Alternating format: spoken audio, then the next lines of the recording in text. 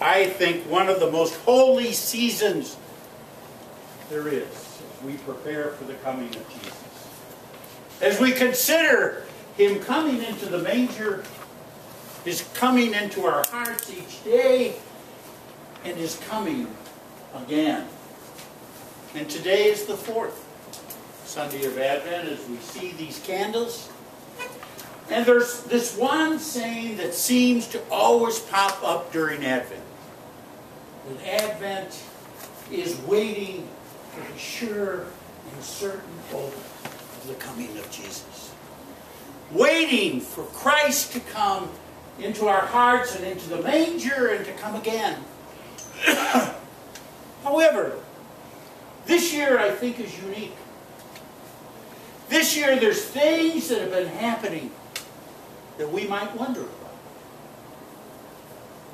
And it happened in Newtown, Connecticut, when 20 children were murdered, along with 8 adults, by someone who was mentally ill, and saddened the whole world. You see, in Advent, we prepare for Christmas in a grand and glorious way. We drive around the streets and see the houses lighted up, with stores all busy with people carrying presents, and Christmas trees with all the presents underneath it, and the baked goods and the dinners and everything else. I wonder in Newton, Connecticut, where people are saying, where is the sure and certain hope we're waiting for? Can you imagine those people with the 20 children sitting in their homes with Christmas trees?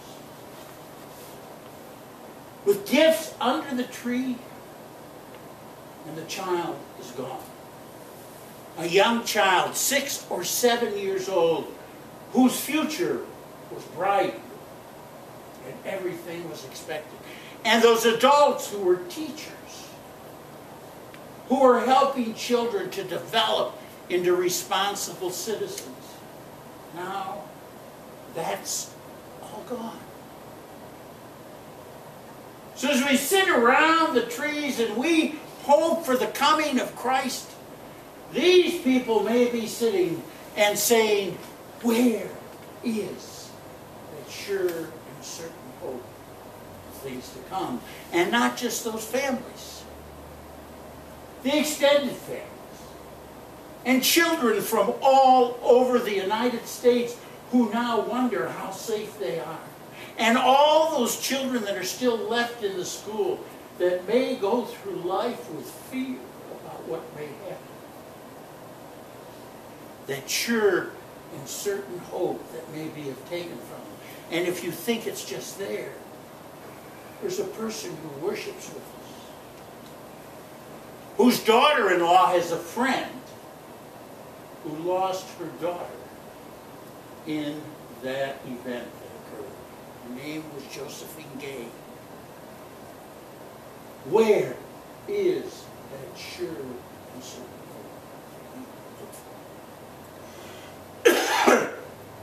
I can't speak for you, but I can speak for myself as we look at the scripture for today and try and make sense about this sure and certain hope. In Micah, the prophet announces that the smallest town, Bethlehem, and the smallest tribe of Judah will bring forth one from old, who will rescue his people and bring peace. The smallest. We in this world are looking for the biggest and the greatest. And then Hebrews, where Jesus is talking to God and says, sacrifices and burnt offerings you are not looking for. What you are looking for is for us to do your will. to be your people. And you had prepared a body, in other words, Jesus, to be there, to die for us, so that we may be one with you. And then there's Luke. Look at that story. A patriarchal society, and the advent of Jesus coming is two women. One so old she's not supposed to be giving birth. One so young at 14 that she's expecting a child out of wedlock.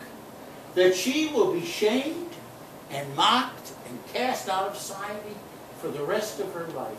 And she's praising God. And what is she saying? That God will scatter the proud. And He will reduce and lower those in power and lift the lowly. He'll feed the hungry and send the rich away empty. Now you look at all those comments and many others that Jesus is saying in Scripture, and they're revolutionary. Now I don't mean necessarily politically. They're revolutionary in thought. That what this world thinks is grandiose, always competing with somebody else, always looking for something better, and God comes in the lowliest and the smallest, and the ones who suffer, and the ones who are poor, and the ones who are needy. Constantly, time after time in the stories of Scripture. That's the God of our understanding. That's the God who comes to us. So what do? First of all, we need to think about Jesus, His coming, and His dying. Not only was He born in a manger, a feeding trough, in a stable, where nobody knew He was there, but He dies on a cross, alone, hanging naked, the Son of God, and is resurrected by God because of God's love for humanity and forgives us all and yearns for reconciliation and reminds people that through His death, violence is totally a human characteristic. Violence does not come from God. And that violence generates itself because we are constantly mimicking everybody else, trying to get the better deal. And look at our Christmas. And look at the consumerism that's happened in this culture. And if you think that doesn't happen, guess what's happened in Newtown? The people are buying guns. And the NRA has now said what we need is a policeman armed in every school in the country, copying what has already happened. And some states, including Tennessee, are enacting laws that permit teachers, if they so desire, to carry guns into schools. This is the culture of humanity, not the reign of God. God asks us to love one another, to care for one another, to be compassionate one another. And so, in this peace and thoughtfulness, think about everything you've read in the papers. The issue of gun control, one side against the other issue. Where is the discussion about mental illness? Where is the discussion about all those people who struggle mentally? And I don't mean just the Adam Lanzas who are violent. I mean those with bipolar problems. Those who have Asperger's disease who are not necessarily violent.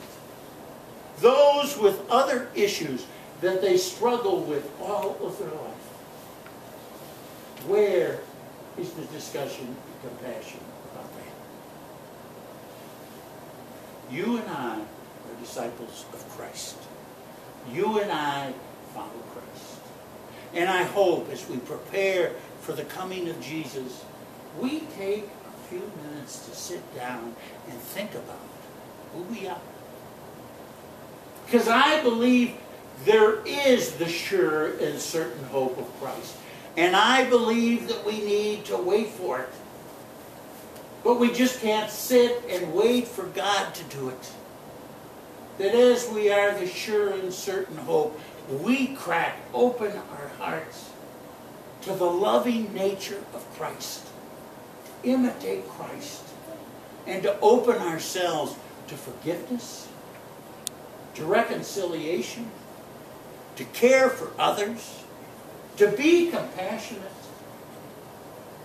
And that way, we will sense, even in the midst of a new time, and all the other 19 that have happened in 5 years, along with all the other issues that come, we will be able to wait for that sure and certain hope that comes with Jesus Christ.